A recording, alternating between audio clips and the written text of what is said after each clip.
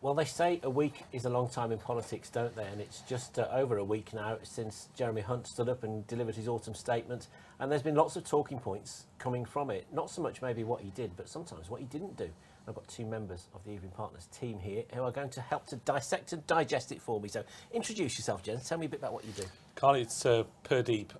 I'm a financial planner here, and what we do is we create plans for our clients. And so what we're looking at is making the best use of their money all throughout their lives. So we're looking at essentially what works in terms of tax efficiency and saving tax on purchases and selling things.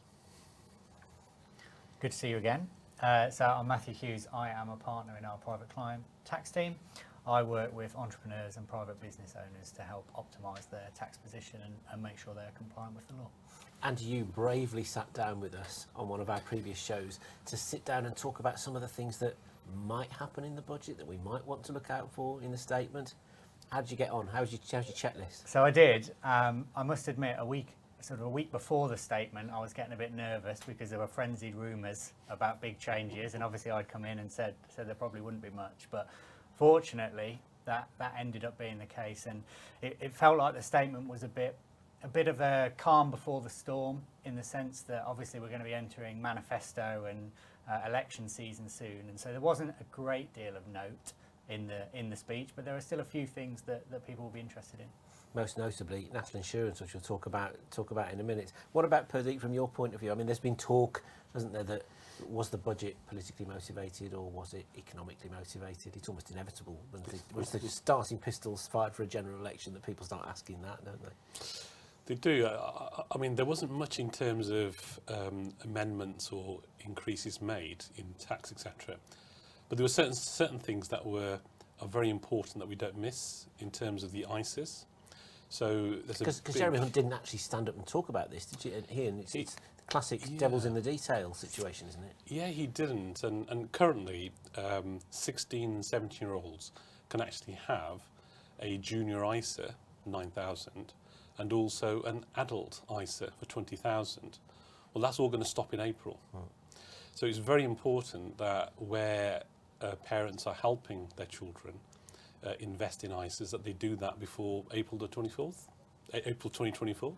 And the investment that's been put into those funds prior to the change date, is that safeguarded? Does that is safe? Yeah, that is safe. Yeah. So it's important to look at that, and also along with that, there's changes coming in from the capital gains tax allowance and dividend allowance, which are reducing. So important to use those before the April 2024. We talk about the fact, not too much has happened, and it makes me wonder whether the question actually is sort of what hasn't changed this time but then could in the future, and as a result of that, what should we maybe be doing now to safeguard against the next phase, whatever that is? I mean, are there things that inaction have caused us to maybe need to focus on? So yes, I think is the simple answer, and there's a few things you can look at. Capital gains tax is one, for example. It's often rumoured for changes to CGT, and actually if you look across on a pan-European basis, the UK CGT rate remains low. So actually locking in those rates, particularly where people have portfolios, prior to April 24 might be a sensible suggestion.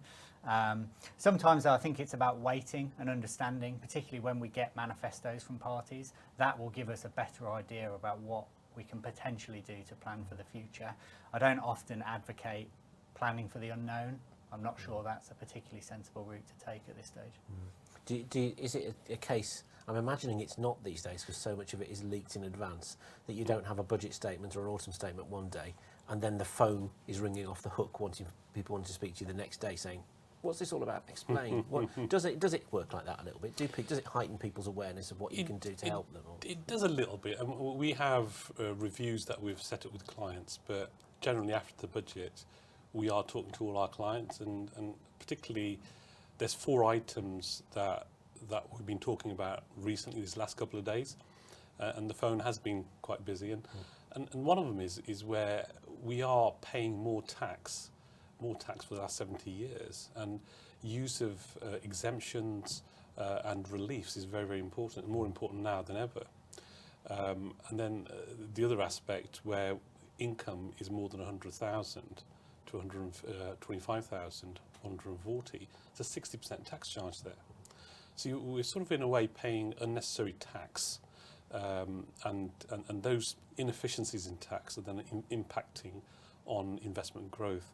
And then you also have nothing on the care cap, nothing on social care that was in the budget. So people are worried about this because there's a massive drain on their finances, particularly when care fees have, on average, gone up by 14%. And then you look at inheritance tax, 6.4 billion collected between April 22 to February 23. It's a big worry, and that's only going to go up because of the frozen allowances. Well, I was just going to say that's the thing with inflation having been so high for the last 12 months. Rises like that are pushing more people by holding the thresholds, pushing far more people into different tax brackets, aren't they? And this is something we spoke about last time. So, often referred to as stealth taxes or fiscal drag. And as you say, particularly relevant now where inflation is so high. It's interesting how the political messages around the autumn statement were about reducing taxes for workers. And obviously national insurance was cut by 2% between the main threshold for employees and 1% for those who are self-employed.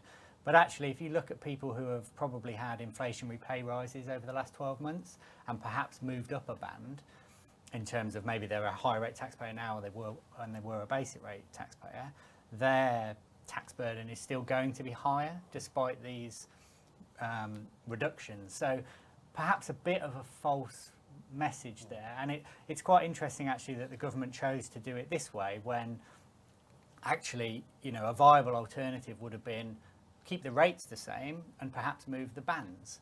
And that could, for example, mean that, a larger personal allowance would mean that more people are taken out of tax altogether, and perhaps taken out of self-assessment, meaning there would be a lower administrative burden for the revenue.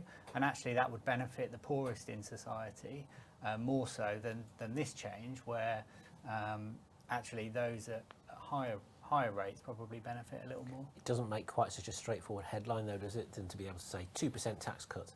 And it's what we said last time. I think tax professionals all over the country are calling for more simplicity in the tax system, but actually, unfortunately, the world we live in is one where short-termism and politics get in the way of what might be objective decisions that would be better for everyone. I mean, they have sort of simplified national insurance. Is it there's class 2 and class 4 that impact the self-employed particularly, aren't they? And one of them's being so class 2 is out, being abolished, which is a small weekly tax. So that is some simplification, but some argue that national insurance is a political tax anyway, because it's easier to say the basic rate of tax is 20% when actually really it's 30. Was 32%.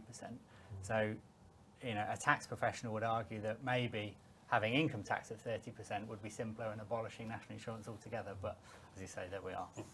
Absolutely. You always know there's more than one way of reaching the same objective, isn't there? I think that's one of the things we'll be talking about later on the show as well. So maybe let me split this last question really into two different prongs in terms of what the priorities should be. I'm thinking perhaps on one hand, you've got people that have maybe got a pot of cash, a pot of wealth, and they want to know how best to maximise, protect, optimise it. And the other one is priorities for businesses out there. What should they be maybe acting on now as a result of what happened in the statement? Take sort of wealthy individuals maybe first. Yeah, I think at the beginning of this, I was talking about creating a financial plan. And by inputting all that information into a financial plan, so we're looking at things like how old they are, when they want to retire, what they want to do in retirement, and all the mix of those objectives, how they act together, and then saying, okay, this is the minimum risk you need to take at this moment, and this is the tax efficiency we can build in. And we can do that with businesses as well as with individuals, wealthy individuals, and save a considerable amount of tax, show them on paper the scenarios, and then build in the advice that our tax experts are giving and also our investment managers are doing. We can stress test it in that financial plan. So it becomes a very powerful tool for the individual, the business to use in terms of building their 5-year strategy or strategy towards retirement. That helps them, I imagine, as well, to be able to visualise what you're saying to them as well. doesn't it? Absolutely, So- yeah. What about from your point of view, priorities for, for pots of wealth? So I think, as Perdeep says, it's important to use your allowances. Think about the various reliefs that are available. Pensions are very powerful. ISAs are powerful. Charitable donations are very effective. I do think, though, we are in a position where wealthy individuals should see sitting and waiting as a viable course of action over the next few months. You know, it feels like we're coming to the end of this sort of 10, 15-year political cycle, and change is afoot, I guess. So I think it will be interesting to see what those manifestos look like and really take it from there. It's ironic, isn't it? Because the one thing that most businesses always tell you is the one thing they want is certainty, isn't it? That they can project forward. And do you feel that the climate's out there for that at the moment? Yeah. So interestingly, some of the announcements do help with certainty. So the expensing on qualifying expenditure like plant and machinery has been made permanent, and that's really interesting. I think there is quite an interesting thing to think about here, though, that it's not particularly green focused. So we hear a lot about the green economy at the moment, but actually, and it's perhaps a little flippant example, but if a factory was to install racking, so they would get 100% allowance on that at the minute. Whereas equally, if they were to install solar panels or low energy lighting, they'd only get a 50% allowance. So it feels like there's a bit of room there for some change that might be green focused in the future. But talking of that, of green focus, I mean, that's another area where you could argue there's a political agenda to that, isn't there, in terms of the priority for net zero. When people are struggling from a cost of living point of view, it's been used as a tool to say, well, we'll just pump that back a little bit because we don't want to rock the boat too much right now. Do people still want to talk to you about those kind of issues at the moment? They do, yeah, and we provide a whole suite of sustainable investments as well, and so that helps with that aspect, and people are very much thinking about ethical and moral type of investments. So it is very, very key. Going back to your question about certainty, when a business comes to maturity and it wants to then sell, obviously it needs the certainty that there's enough capital there to then show basically they can live in retirement, the kind of life they want to live. So again, that's important from in terms of the planning that's put into it, knowing what we do know now and keeping it flexible enough then to adjust throughout their retirement to make sure they never run out of money. So it does add a little element of certainty, as much certainty as you possibly can. Absolutely. Finally, gents, right, if there's one top tip that you can maybe give to a business in Birmingham as a result of what the Chancellor said last week, to prioritise, to take care of, to do something about, what would it be? Give them one Christmas present, early Christmas present. Tough question. I think it's talk to your advisors, tell them what your aims are, and have open conversations, because that will ultimately result in the best answer. Appreciate that's not as specific as you wanted, but I think it's the right advice. Yeah, I think it's so important that they take advantage of tax advantage solutions, so things like pensions and even the specialised solutions like enterprise investment schemes, which can help with inheritance tax, and also give them some income tax relief as well. So it's very important to maximise on that. But there are a lot of tripwires in pension planning for using unused allowances. So it's important to use as much as you can before they change that. Excellent. Good to catch up with you. Looking forward to 2024? Very much. Absolutely, I think it's going to be yeah. very interesting for tax. That's the correct answer.